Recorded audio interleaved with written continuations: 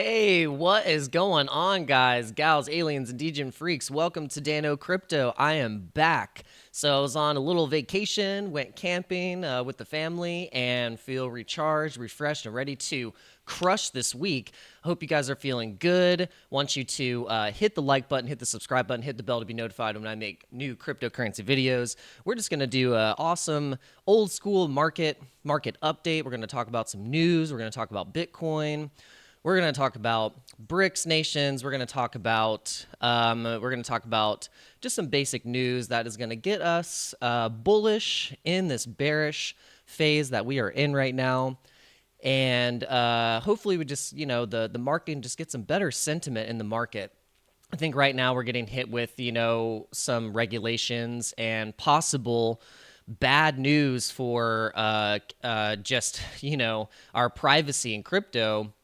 I think the Biden administration is putting a huge crackdown on crypto. They're basically net negative, like just on all things that are crypto. And so we need to get them out because it is not going to be good for us and honestly our financial system in America in general if we have this current administration doing the same things that they're doing right now in 2024. So we have to vote vote for pro crypto candidates and people who are pro freedom, to be honest. So yeah, we're gonna get into that, guys. Stick with this this entire episode.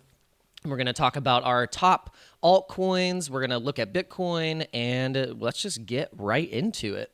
So first off, let's look at the overall market, crypto bubbles. Basically what Bitcoin has been doing is trying to tease everyone, and if we look, you can see that, we've tried to go up into the 26,000, 100 level, 300 level, 26,100 to 200, and then basically it just keeps getting rejected right back down. So it's interesting to look at that and to see, each time what the moving averages are, what we've closed on the week, and basically to correlate that with what's happening, geopolitically and just around the world, and also just with BlackRock and all of these different ETFs that are trying to get approved. Apparently, the ETFs have been delayed until early 2024. So if anything gets approved, I think it's possible that we'll have an Ethereum ETF be approved first before the Bitcoin ETFs, which will cause, I think, Ethereum to have a bit of a pump, and then we could see possible from that news a Bitcoin ETF being approved, and then all the other ones being approved as well, which can cause the catalyst for the next bull run. So, could another country adopt Bitcoin as its reserve currency and on its balance sheet? That could also be another potential. We had El Salvador, was one of the countries 2022 that announced that they were doing that. It caused a nice pump and good sentiment overall with Bitcoin. And so, but what we're seeing now, what we'll get into is we have 6 countries that have been invited to join BRICS, which is the alliance of countries: Brazil, Russia, India, China, and South America, or South Africa, not South America, South Africa. And so with that, they are they're building alliances right now. We have these countries with these powerful leaders are wanting to separate themselves from the U.S. dollar and the United States dominance in trade and in the world markets. So they know that the Federal Reserve and the U.S. government and our financial institutions and the way we have basically inflated our dollar, over time, the dollar is not going to be worth anything. It's going to go to zero. So I think these countries are realizing that, and they're wanting to create their own currency that is backed by gold, could be backed by Bitcoin. I mean, basically, it's them protecting themselves from having to be relied on the US dollar. So what does that mean for us? So that means that our currency eventually will be worth nothing and they're going to make us use a different type of currency. So what we need to do is protect ourselves and hold our value and our assets in and hold, assets that are going to appreciate over time, which is going to be real estate, it's going to be Bitcoin, Ethereum, it's going to be hard digital assets and hard physical assets that are going to appreciate over time. And if you hold your stuff and hold your value in US dollars, it's going to be bad news. So this is essentially what giant world, countries that have armies and billions and trillions of dollars that are making sure that when they do trade, it's not gonna it's they have another choice besides the U.S. dollar. So it's interesting because it's a good and a bad thing, because what it does is it forces the United States to really up the game and to become the dominant power in trade again when it comes to the U.S. dollar. But it's hard because it's like, how we're already too far gone with the US dollar. You think it's like it's trying to like polish a turd essentially, and then you have this thing over here, this shiny chandelier that's Bitcoin, and we're over here trying to polish this like this piece of crap, essentially, and trying to put that in the display window. It's just not going to work anymore. So I think if we're smart, we will adopt Bitcoin as a reserve currency and try and essentially use a different form of trade and currency in the United States, and then that could make a difference. So with the 6 nations that they're trying to invite to the BRICS alliance, is we have these 6 countries. We have the main ones is Brazil, Russia, India, China, South Africa. They are wanting to invite, and this is from the president, Ramaphosa.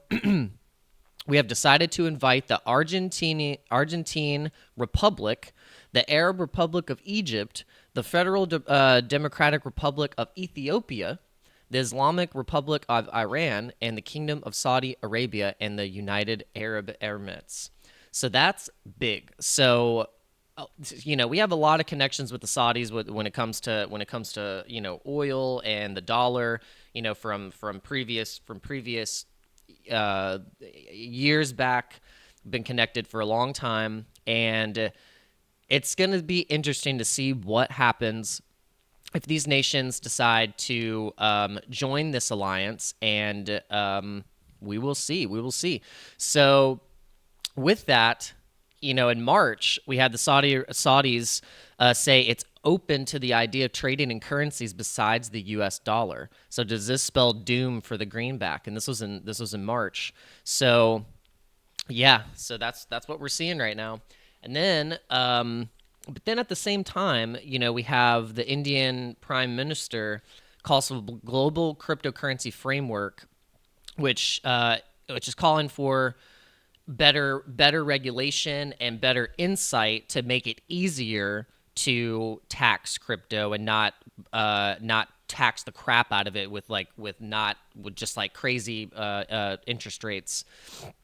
So let's see. India's G20 president expanded the crypto conversation beyond financial stability to consider its broader macroeconomic implications, especially for emerging markets and developing economies. So when countries are wanting to get into crypto, they clearly know how they can interact and how they can use the ecosystem. Says our presidency also hosted enriching seminars, discussions, dependent insights into crypto assets, and so India negotiates cross-border CBDC payments with global central banks. So what's interesting, people talk about, CBDCs, them being terrible. And, I do agree with that. If we as regular citizens and the people that are buying goods and services have to use a CBDC, that's bad. Why do I care if a bank or a country is going to use a CBDC to make a cross-border transaction payment that's instant? They don't have to worry about it. They know it's going to get there. Cool. That's great. So, but for us, makes no sense for us to use that, because then it's centralized by a bank. Someone can turn it off. They can literally do anything they want with your money if you say something that they don't like, if you are a part of some type of organization they don't like, a different political party, if you have unpaid parking tickets. I mean, just whatever it is, they'll be able to just go boop and just like take that right out of your account. So we don't need that. So CBDCs are great for countries and global transfer payments and stuff like that. They want to use XRP ledger. They want to use a certain type of ledger to be able to do it. That's great. That means that if we buy XRP, it's gonna pump. But for us using it and making us use it as a payment system, that's dumb. That's where you have Doge and you have Litecoin, or you have Ethereum, you have ADA, you have Polygon. There's all these different currencies that you can use for transfer and use it as payment, and then that can be the settlement layer. And then through all the different cross bridging, cross chain different protocols that you can use to basically get that right into the currency that you want, whether it be Bitcoin or Ethereum or whatever you want it. That's the whole point of crypto. That's where we're moving into the future, is into that realm. And so we are going to need to know the language. We're going to need to know how to navigate in that market. So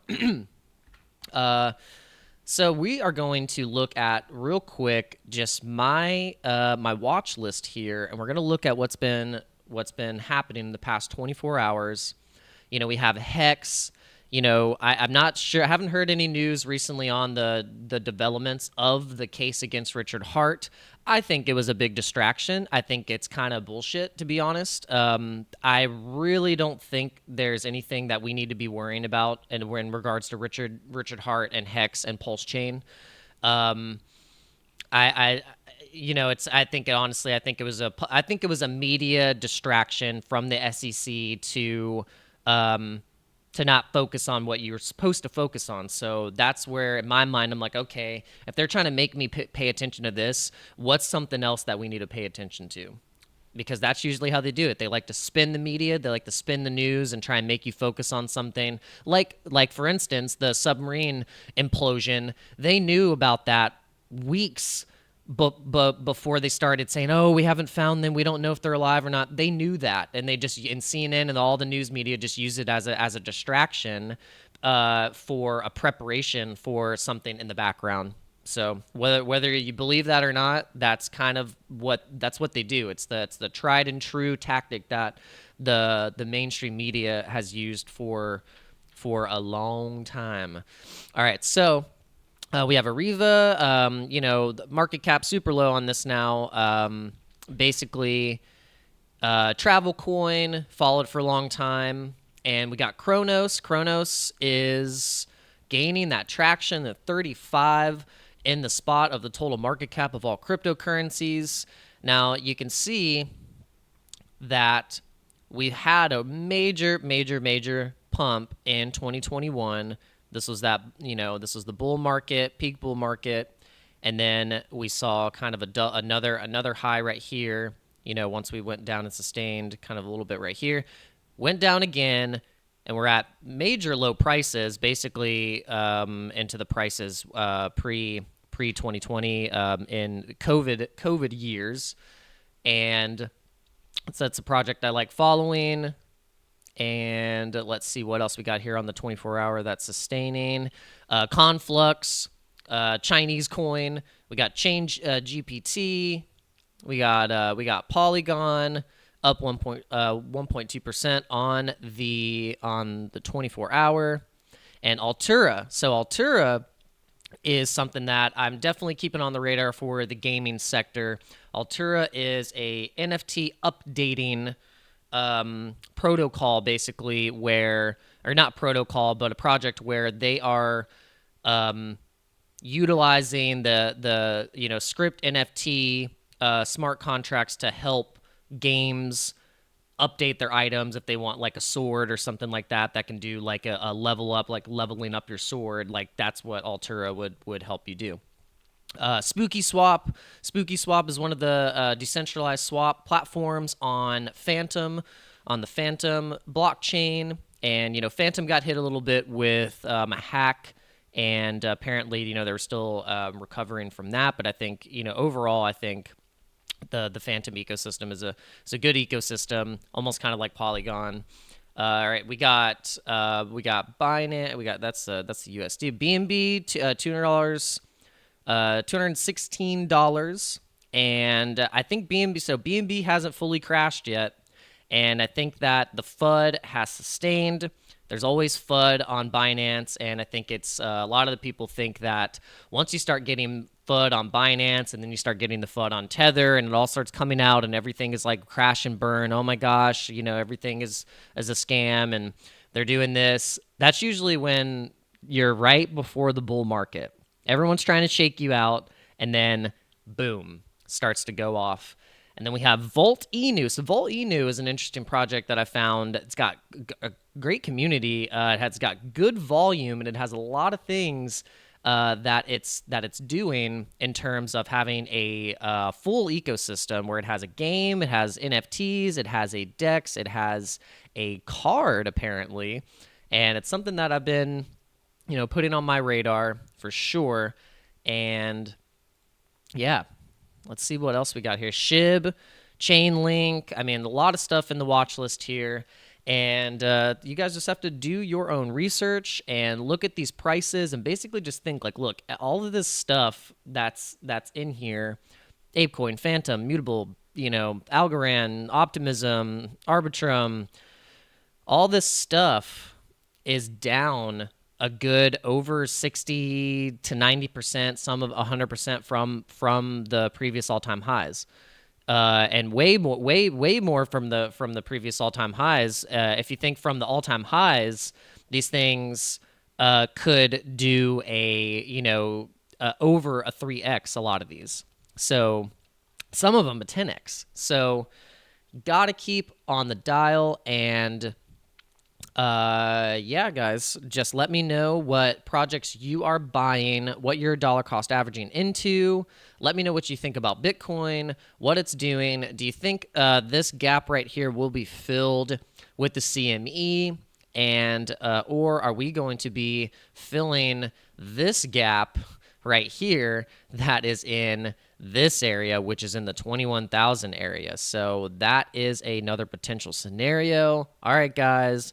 Let me know what you think in the comments. And if you watch this video until the very end, I want you to hit the like button. And I want you to leave a comment, interact with this video, send it through the Shockwave algorithm, and share it with your friends. And until next time, guys, peace, be blessed, and hope you have a fantastic week. And I will see you in the next video. Bye.